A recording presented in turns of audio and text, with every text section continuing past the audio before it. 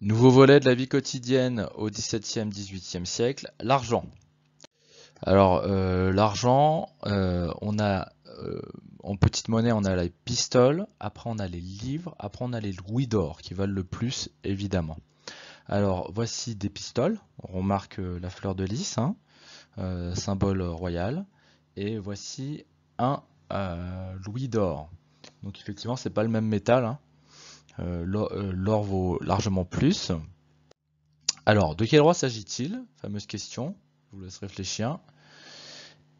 Voilà, vous avez réfléchi, très bien, bravo. C'est marqué dessus. Il faut avoir l'œil. C'est là. Lude 15. Voilà, Lude 15. C'est Ludovicus 15. Hein, Ludovicus étant le nom latin de Louis. Donc c'est Louis XV. Plus le haut sur la pièce, vous avez FR et ET-NAV là. Donc c'est France et Navarre, donc roi de France et de Navarre. Et Rex sur le côté là, ça indique c'est le latin pour roi. Voilà, donc c'est comment lire cette pièce où effectivement on a la tête du roi sur les pièces. Ça a posé un problème historique très célèbre qui est effectivement la fuite à Varennes, où le roi Louis XVI en fuite s'est fait reconnaître par un garçon d'écurie parce que il avait sa tête sur la pièce qu'il a donnée. Donc effectivement, c'est une importance historique. Vous voyez, c'est la même chose.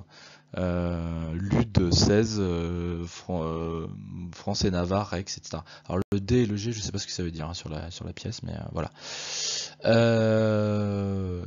Et au final, petit point de vocabulaire. Un numismate, c'est quelqu'un qui a la passion des pièces anciennes. Voilà, comme ça vous avez un nouveau mot de vocabulaire.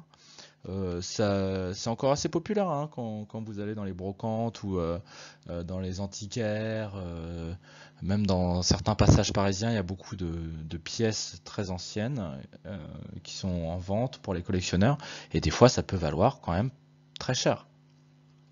Voilà, bonne journée.